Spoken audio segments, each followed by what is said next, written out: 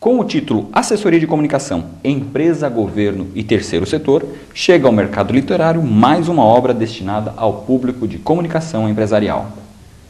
O livro foi organizado pelo professor Irineu Colombo, que trabalhou no curso de especialização em assessoria de imprensa da Univel, e as jornalistas Lourdes Tirelli Guerra, professora dos cursos de jornalismo e recursos humanos da Univel, e Olívia Simeone, egressa da Univel, que contribuíram como autoras da obra. A professora Lourdes participou do programa Em Evidência e apresentou o resultado do seu trabalho. Acompanhe alguns trechos da entrevista realizada pela repórter Neuza Carneiro. A primeira parte dele foi escrito por mim. Então, assim, é a obra-prima da gente, aquela coisa que você vê como um filho realmente seu, que demorou um certo tempo para ser produzido, e aí até que, enfim, ele chegou ao mercado, saiu da editora. Então, isso é importante. Professora, como que surgiu a ideia de publicar um livro? Bom, a ideia da publicação foi o seguinte. Primeiro que eu sou professora justamente da disciplina de assessoria de imprensa. E nós temos uma dificuldade muito grande em encontrar livros sobre esse assunto, tá? Então, não existem poucos autores.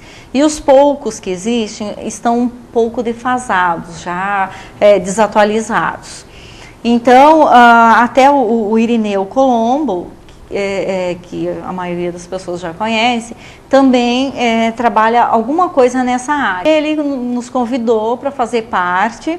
Eu fiquei super feliz com o convite, porque eu sempre queria escrever alguma coisa, e é muito difícil você conseguir escrever alguma coisa e fazer com que isso seja realmente publicado.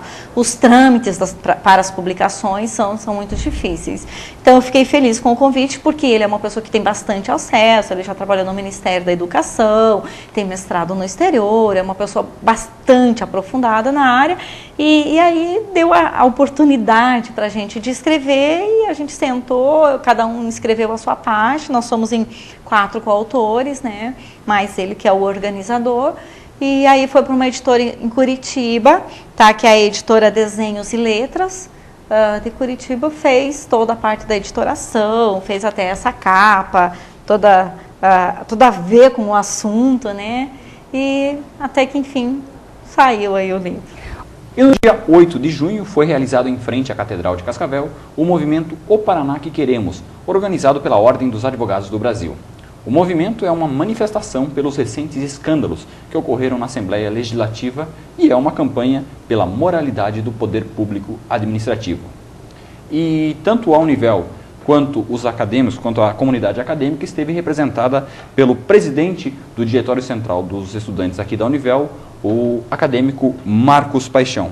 Marcos, podemos dizer que esta campanha é um marco no que diz respeito a coibir os desmandos do poder público? Seja bem-vindo, Marcos.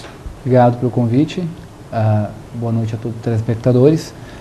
Realmente é um marco porque não é comum que tantas pessoas, líderes de entidades como a OAB, a SIC, CDL, enfim, dentre outras entidades aqui de Cascavel e região que estiveram presentes lá, todos imbuídas de um mesmo objetivo, ou seja, mentes diferentes, projetos diferentes e, de repente, todos juntos pensando uma mesma coisa, buscando um resultado comum. Isso não é tão comum quanto deveria, ou melhor, quanto deve ser. Me diz uma coisa, você enquanto acadêmico, antes de tudo, como eleitor, como você avalia essa iniciativa da Ordem que fomentou isso em todo o Estado? Realmente sinto-me, como acadêmico de direito, como cidadão, eu me sinto defendido, creio que essa é a palavra, né? É como se você estivesse apanhando de alguns marmanjões aí, e aí de repente chega alguém e diz, olha, para aí com isso, que isso aí é uma covardia. Quer dizer, nós estamos constantemente apanhando desses políticos malfeitores, não é? Sempre nos faltando com respeito, com a dignidade da pessoa humana, e aí de repente vem uma entidade como a OAB, dentre outras entidades que se engajaram junto com ela, além da própria imprensa, que naturalmente cumpriu o seu papel mais uma vez, com bastante imparcialidade, o que é fundamental para que o resultado seja eficiente. Você então, mais uma vez, enquanto eleitor, essa iniciativa da OAB, da população de um modo geral, pode-se dizer que ela está mais madura no que diz respeito a exigir os seus próprios direitos? Com certeza, com certeza. Hoje em dia, as pessoas elas são mais ciosas dos seus direitos, elas têm mais conhecimento dos seus deveres, porque temos que lembrar que, enquanto cidadãos, nós não somos apenas imbuídos tão somente de direitos, nós temos também de deveres. Então, as pessoas muitas vezes esquecem convenientemente de que ela também tem dever. Exato. Então, se o direito à cidadania é um direito nosso, o direito ao voto, ele também é uma obrigação, ele é um dever. E nós devemos cumprir com os nossos deveres de uma forma mais, digamos, objetiva. Temos que ser mais racionais nas nossas decisões na hora de eleger os nossos representantes. Porque, acredito eu, como cidadão, e acredito que também muitos de vocês devem pensar isso, a Assembleia Legislativa, como poder público municipal de Cascavel, ela é um extrato da sociedade. Exato.